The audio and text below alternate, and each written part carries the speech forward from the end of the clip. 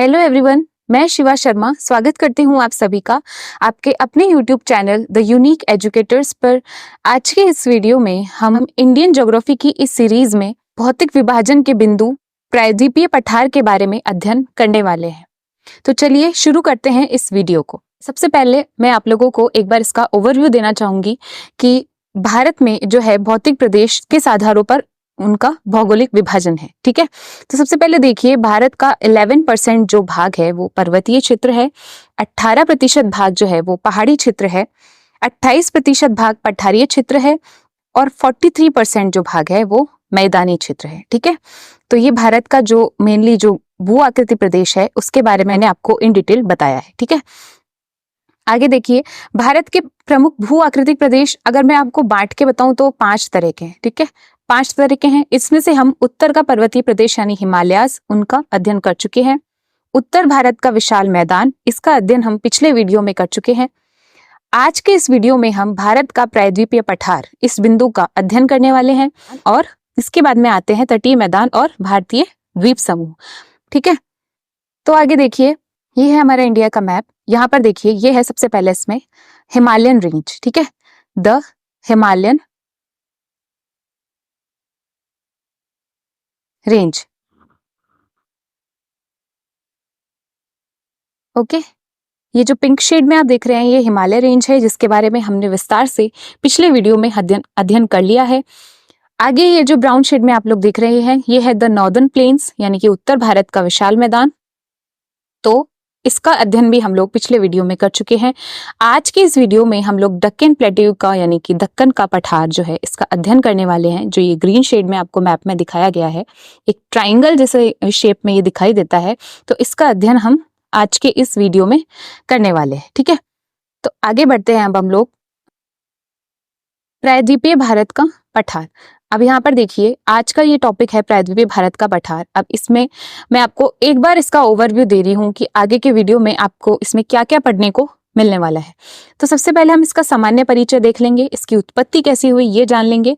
इसके बाद में जो इसका वर्गीकरण है उसके बारे में देखेंगे, महत्व समझेंगे और फिर हम पूर्वी घाट और पश्चिमी घाट में अंतर देख लेंगे। ठीक है, तो अब यहाँ पर देखिए सबसे पहले इसके वर्गीकरण के बारे में देखिए। केंद्रीय मध्यवर्ती उच्च भूमि जो है ये, इसके आधार पर इसे विभाजित किया जा सकता है। तो इसमें यहाँ पर सबसे पहले आती है अरावली पर्वतमाला।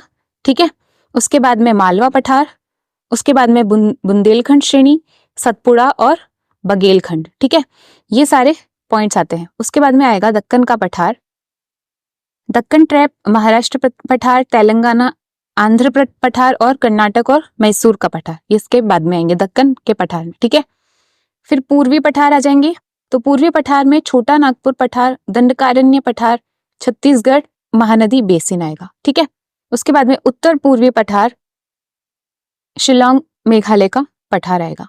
दक्षिण पर्वतीय क्षेत्र में देखिए पश्चिमी घाट और पूर्वी घाट, ये दक्षिण पर्वतीय क्षेत्रों में आएंगे। ठीक है, अब आगे देखते हैं प्रायद्वीप के बारे में समझते हैं हम लोग कि प्रायद्वीप है क्या, किसे कहते हैं हम लोग प्रायद्वीप। तो 3 ओर से जल से घिरे क्षेत्र को हम लोग प्रायद्वीप कहते हैं। जो एरिया 3 ओर से जल से घिरा हुआ हो, तो हम भारत का अगर निचला हिस्सा एक बार नोटिस करेंगे तो कुछ इस तरीके से भारत का निचला हिस्सा है, जिसमें एक तरफ अरब सागर, बंगाल की खाड़ी और नीचे हिंद महासागर पाए जाते हैं। ठीक है, तो ये 3 ओर से जल से घिरा हुआ क्षेत्र है, इसलिए हमारा जो भारत है उसे हम प्रायद्वीपीय भारत भी कहते हैं। अब जो है भारतीय प्रायद्वीप है, इसकी आकृति कैसी है, यूं है, नीचे से त्रिभुजाकार ही है एक तरीके से। ठीक है, त्रिभुजाकार है। ओके, इसकी प्रकृति जो है वो पठारीय है, यानी कि ये है कैसा, तो ये पठारीय भाग है एक तरीके से, जिसे हम दक्कन का पठार भी कहते हैं। अब हम देखते हैं कि जो इसकी औसत हाइट है ना वो 800 मीटर से कम होती है। जैसा कि मैं आपको पहले भी बहुत बार पढ़ा चुकी हूँ कि जो पठार होते हैं ना उनकी हाइट 800 मीटर से कम होती है। ठीक है, 800 मीटर से कम होती है। अब आगे बढ़िए, यहाँ पर देखिए अब मैंने इस मैप के अंदर दक्कन के पठार का एक बार आपको ओवरव्यू दिया है।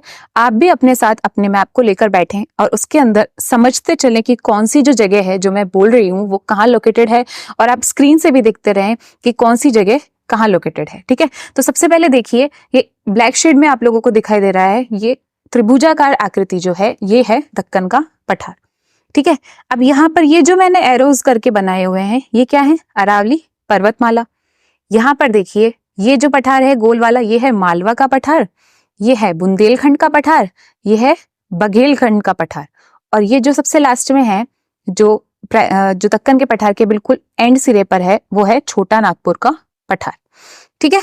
इसके बाद में आप लोग देखिए यहाँ पर है विंध्याचल श्रेणी और यहाँ पर है सतपुड़ा श्रेणी। ठीक है, ये दो पर्वत श्रेणियां हैं, विंध्याचल और सतपुड़ा।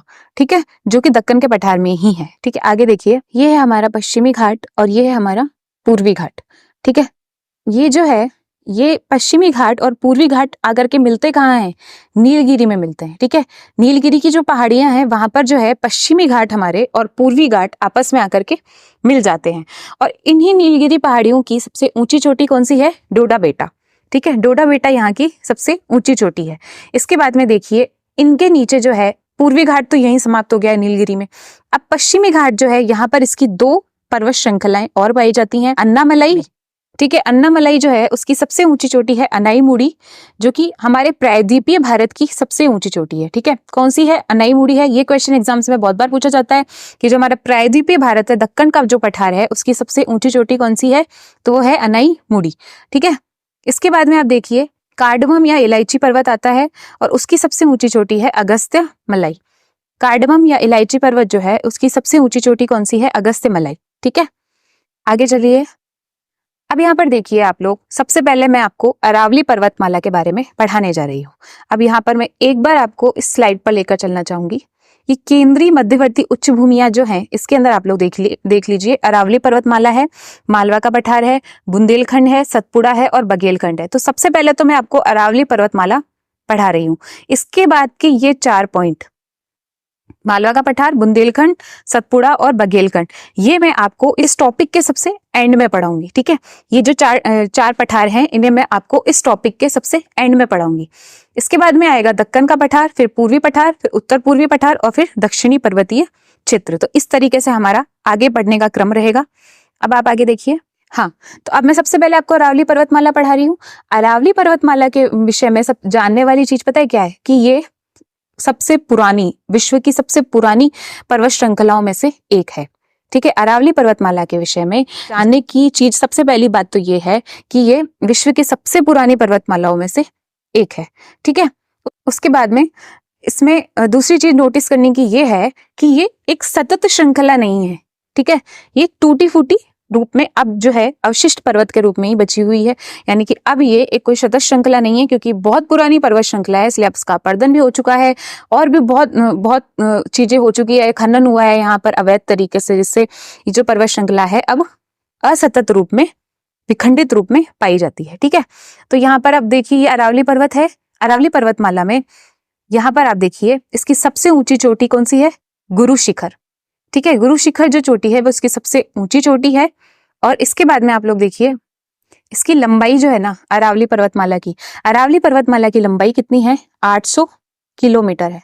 ठीक है, ये गुजरात से लेकर के दिल्ली में फैली हुई है, गुजरात से शुरू होती है और दिल्ली तक इसका विस्तार है। ठीक है, और 800 किलोमीटर इसकी लंबाई है, और जिसमें से 500 किलोमीटर तो केवल राजस्थान में ही है। ठीक है, जिसमें से भी 500 किलोमीटर तो राजस्थान में है। अब यहाँ पर देखिए इस अरावली पर्वत में कुछ झीलें भी हमें देखने को मिलती है। आप राजस्थान ज्योग्राफी कभी पढ़ेंगे तो आप इनके बारे में विस्तार से पढ़ेंगे। सांबर झील, नक्की झील, कुचामन झील और ढेबर झील। ठीक है, ढेबर, सांबर, कुचामन और नक्की। ठीक है, वर्षा देखिए यहाँ पे, तो वर्षा होती है यहाँ पर 70 सेंटीमीटर से कम। ठीक है, 70 सेंटीमीटर से कम वर्षा यहाँ पर होती है। वन यहाँ पर देखिए, तो वन आप लोगों को पता है अरावली पर्वतमाला का मेजरली विस्तार राजस्थान में देखने को मिलता है। तो राजस्थान में कैसे कंटीले और झाड़ीपूर्ण वन ही बहुतायत में पाए जाते हैं। ठीक है, मृदा देखिए, तो मृदा है हमारे पास में रेतीली प्लस जलोढ़। मृदा है रेतीली प्लस जलोढ़। खनिज है तांबा और खेतड़ी। तांबा और खेतड़ी यहाँ के प्रमुख खनिज हैं। संगमरमर है यहाँ पर, मकराना की खान है यहाँ पर। ठीक है, एक जहां से हम संगमरमर को बाहर निकालते हैं। ठीक है, पत्थर निकालते हैं। मकराना का पत्थर जो है राजस्थान का बहुत ज्यादा फेमस भी है। और चांदी और अब्रक, यहाँ पर डेगाना जो खाने हैं वहां से चांदी और अब्रक भी निकाला जाता है।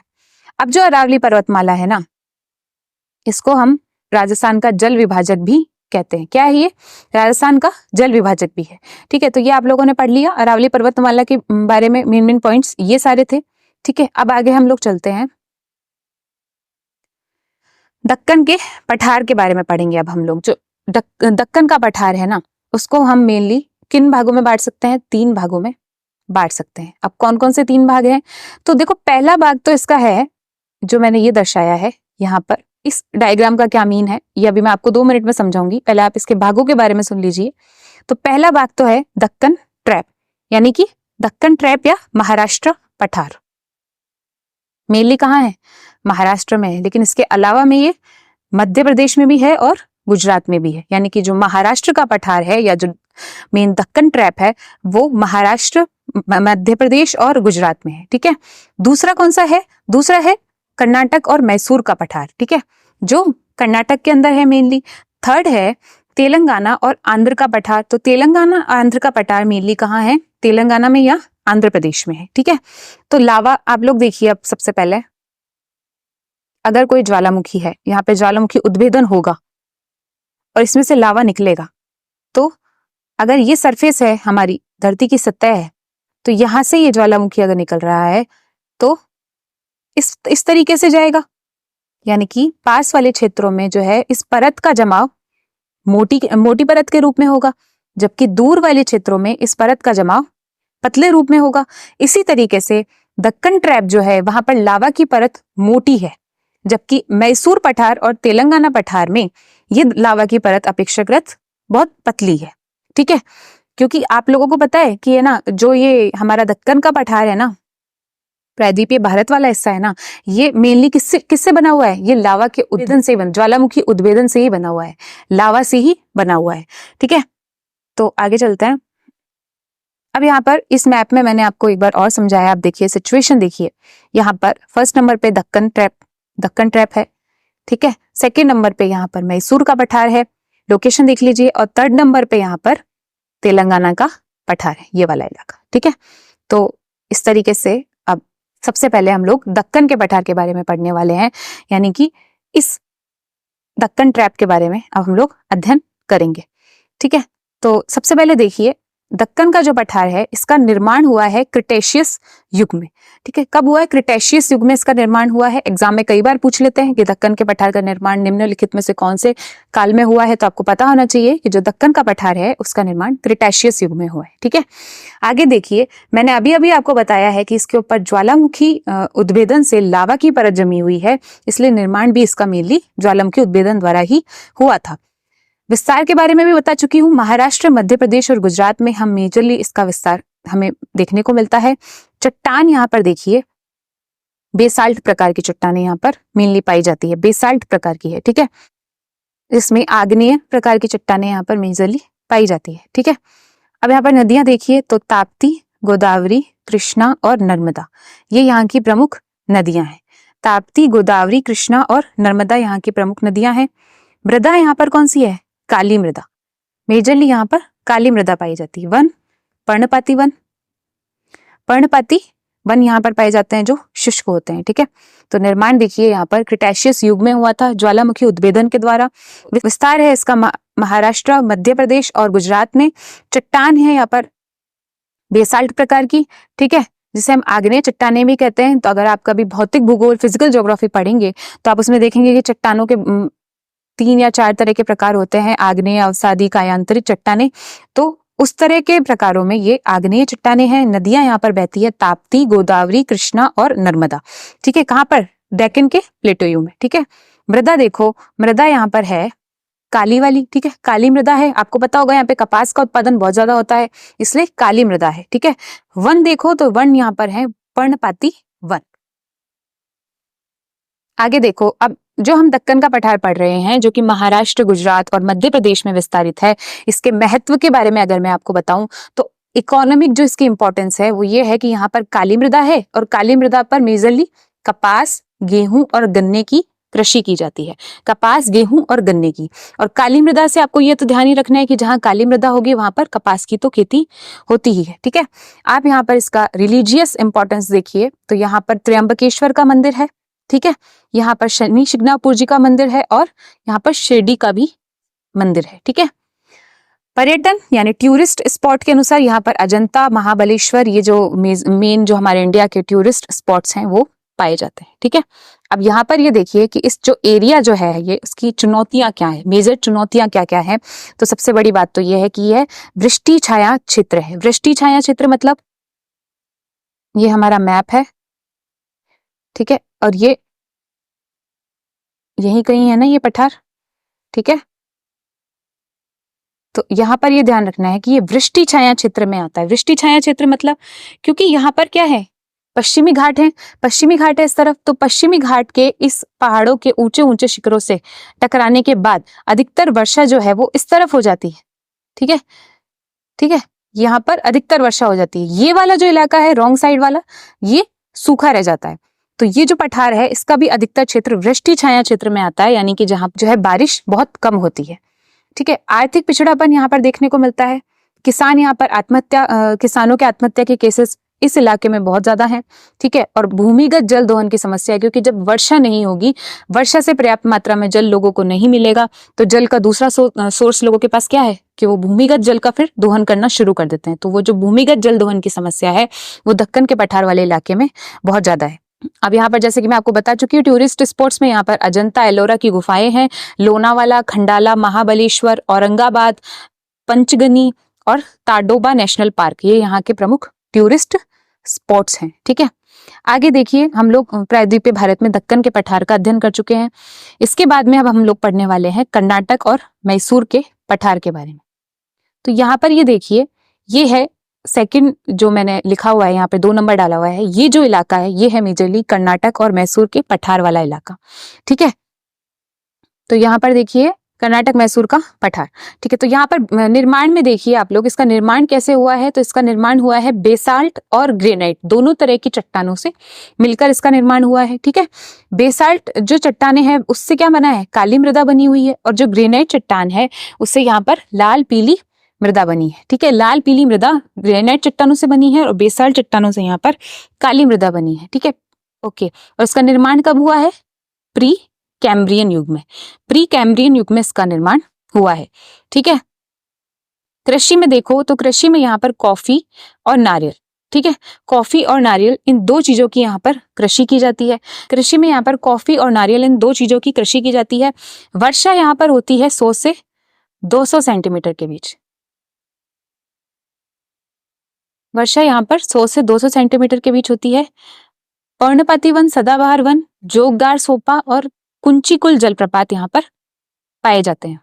यानी कि वर्षा अगर 100 से 200 सेंटीमीटर के बीच हो रही है, यानी कि ये पर्याप्त वर्षा है, तो यहाँ पर सदाबहार वन भी मिलते हैं, पर्णपाती वन भी मिलते हैं, और यहाँ पर जो है कुंचिकुलम जलप्रपात और जोगर सोपा नामक जलप्रपात भी देखने को मिलते हैं। तो ये कर्नाटक और मैसूर के पठार के बारे में हमने पढ़ लिया।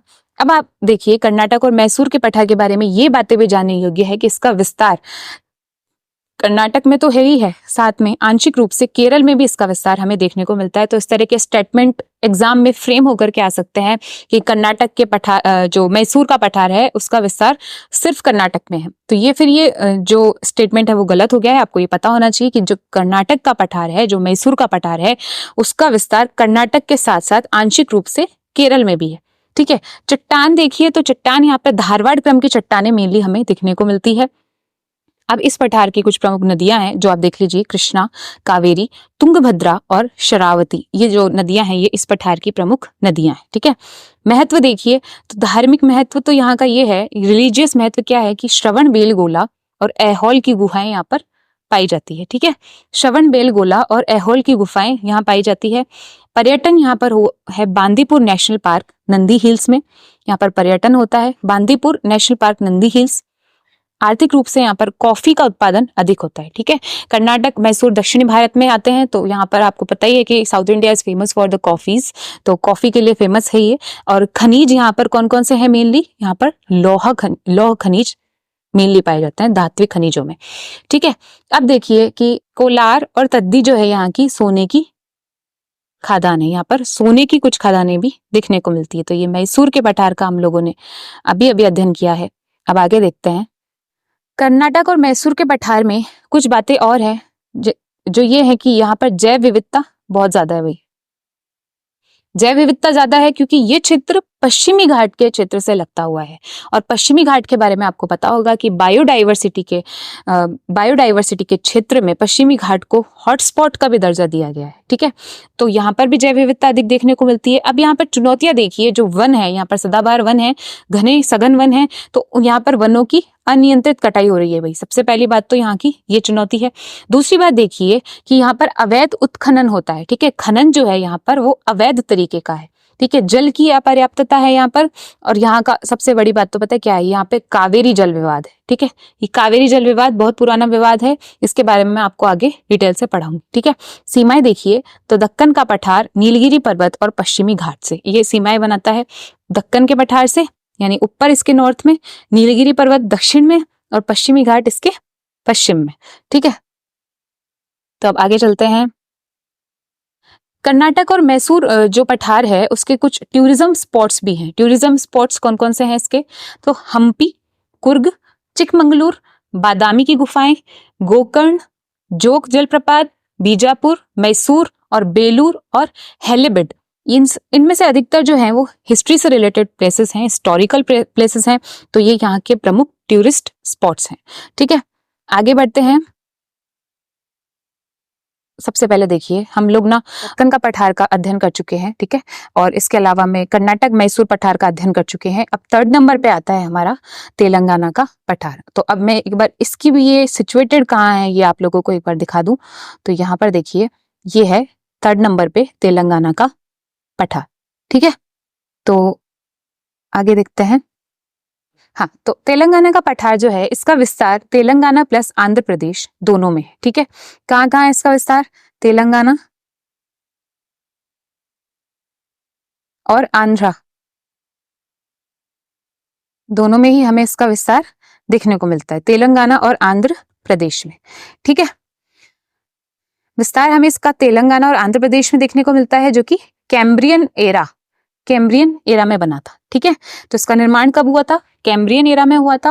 विस्तार इसका हमें तेलंगाना में और आंध्र प्रदेश में, इन दो राज्यों में देखने को मिलता है। मृदा यहाँ पर जो है बेसिकली लाल व पीली मृदा यानी लेटेराइट मृदा भी पाई जाती है। ठीक है, वर्षा देखिए तो वर्षा यहाँ पर होती है 70 से 100 सेंटीमीटर के बीच में। ठीक है, तो अब अगर 70 से 100 सेंटीमीटर की वर्षा है तो यहाँ पर थोड़े कंटीले और पर्णपाती वन पाए जाएंगे। ठीक है, नदियां यहाँ पर गोदावरी और कृष्णा प्रकार की है।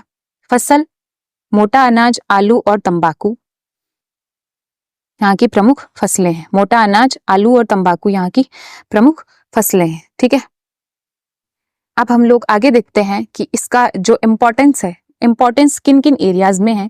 तो तेलंगाना के पठार का सबसे ज्यादा महत्व इकोनॉमिक है। इकोनॉमिक कैसे, कि यहाँ पर जो है हीरे के खदान हैं और मेजरली कौन सा, गोलकुंडा खदान है जो कि हीरे के लिए फेमस है। ठीक है, आगे देखिए, और वो है कहाँ पर, ये गोलकुंडा खदान जो है ये तेलंगाना में ही है। ठीक है, धार्मिक यानी रिलीजियस इसका इंपॉर्टेंस जो है वो है लेपाक्षी और तिरुपति बालाजी का मंदिर।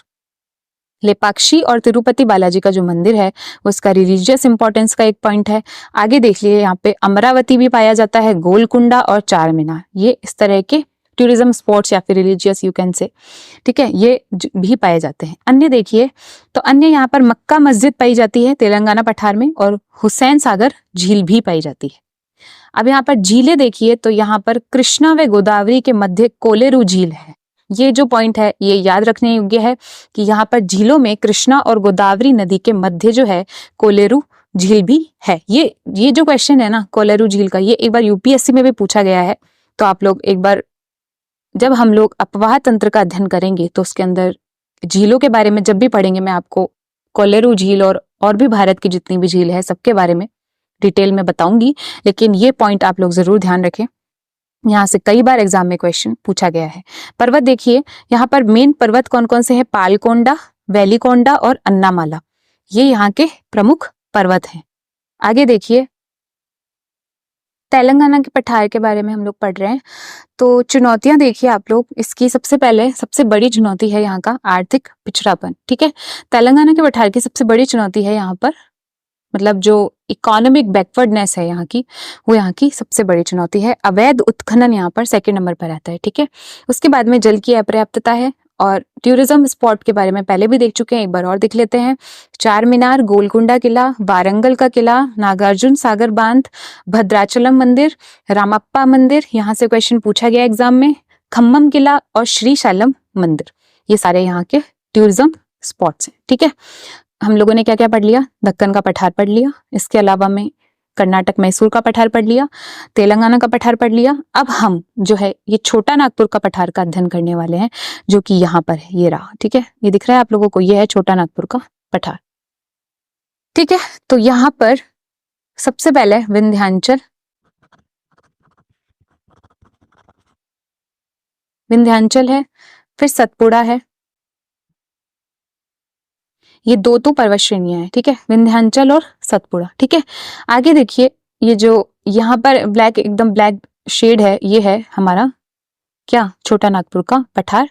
यहाँ पर ऊपर जो है इसकी सबसे पूर्वी चोटी है ये राजमहल की पहाड़ियां। ठीक है, दक्षिण में देखिए तो रांची का पठार है। ठीक है, यहाँ इसकी जो छोटा नागपुर का जो पठार है, इसकी सबसे ऊंची चोटी कौन सी है? पारसनाथ। पारसनाथ जैन मंदिर से रिलेटेड, जैन धर्म से रिलेटेड एक पवित्र स्थान है पारसनाथ की चोटी। ठीक है, और यहाँ पर इसके पश्चिमी, उत्तर पश्चिम में देखिए आप लोग हजारीबाग का पठार भी हमें देखने को मिलता है। तो अब हम इसका डिटेल्ड अध्ययन एक बार कर लेते हैं। छोटा नागपुर के पठार के बारे में आप लोग देखिए, निर्माण इसका हुआ है प्री कैम्ब्रियन काल में। प्री कैम्ब्रियन काल में इसका निर्माण हुआ है। विस्तार है इसका झारखंड व निकटवर्ती राज्यों में। ठीक है, निर्माण तो हुआ है प्री कैम्ब्रियन काल में और विस्तार है इसका झारखंड व निकटवर्ती राज्यों में।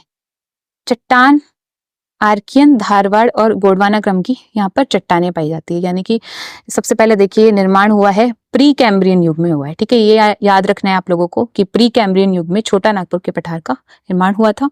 विस्तार देखिए तो झारखंड और आसपास के इलाकों में, क्योंकि मैप में आप लोगों को दिखा चुकी हूं मैं ऑलरेडी। और चट्टान देखिए यहाँ पे आर्कियन और धारवाड़ और गोंडवाना क्रम की यहाँ पर चट्टानें मेजरली देखने को मिलती है। नदियां यहाँ पर जो मेनली बह रही है, प्रवाहित हो रही है, वो है स्वर्णरेखा, दामोदर और ब्राह्मणी। ये नदियां यहाँ पर प्रवाहित होती है। अब यहाँ पर जो मेजर चोटियां हैं, जो प्रमुख चोटियां हैं, वो कौन सी? पारसनाथ और राजमहल, जो अभी मैप में आप लोगों को दिखा चुकी हूँ, एक बार फिर से देख लीजिए।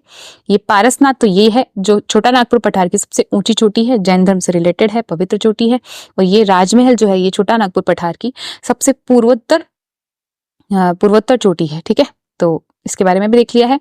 वन यहाँ पर देखिए तो वन है यहाँ पर 100 से 200 सेंटीमीटर की वर्षा के कारण उष्णकटिबंधीय पर्णपाती वन।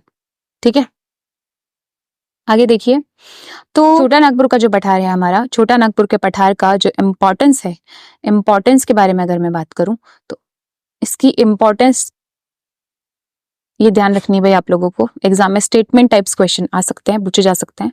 तो पहली तो आर्थिक, इसमें देखिए खनिज संपदा से परिपूर्ण है। आप लोगों को पता है कि छोटा नागपुर का पठार खनिज संपदा के लिए जाना जाता है हमारे भारत में। तो खनिज संपदा से परिपूर्ण है, इसीलिए इसे भारत का रूर प्रदेश कहते हैं। रूर एक्चुअल में जर्मनी का एक क्षेत्र है और जर्मनी का वह इलाका जो है रूर प्रदेश जिसे हम कहते हैं, वो खनिजों की दृष्टि से बहुत रिच हुआ करता था एक समय पे, इसलिए इसे हम भारत का रूर प्रदेश कहते हैं, छोटा नागपुर प्रदेश को। देखिए यहाँ पे कौन कौन से प्रमुख खनिज हैं, तो कोयला तो है ही है, साथ में यूरेनियम और बॉक्साइट भी पाए जाते हैं।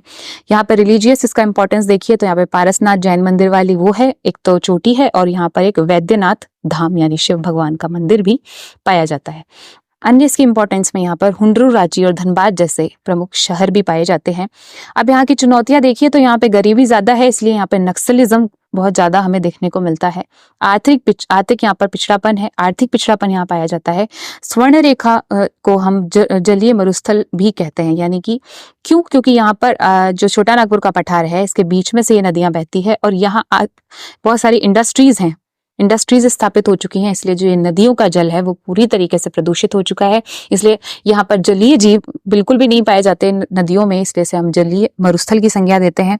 और यहाँ पर सबसे बड़ी समस्या पता है क्या है कि यहाँ पर पीने के जल का अभाव है। ठीक है, अब आप देखिए छोटा नागपुर का जो पठार है ना, छोटा नागपुर के पठार को ये दो नदियां दो भागों में बांटती है। ठीक है, यानी कि स्वर्ण रेखा रिवर है और दामोदर रिवर है। ठीक है, ये स्वर्ण रेखा रिवर और दामोदर रिवर, ये जो है ये हजारीबाग प्लेटियो और ये रांची प्लेटियो, हजारीबाग और रांची, ये जो प्लेटियो है इनको डिवाइड करती है और ये जलीय मरुस्थल कहलाती है ये नदियां। ठीक है, ठीक है, तो ये नदियां जलीय मरुस्थल भी कहलाती हैं। ठीक है, आज के इस वीडियो में हमने पढ़ा भारत के प्रायद्वीपीय पठार के विस्तार के बारे में। आई होप आपको समझ आया होगा और आगे के टॉपिक्स को कवर करने के लिए आप हमारे साथ बने रहिएगा।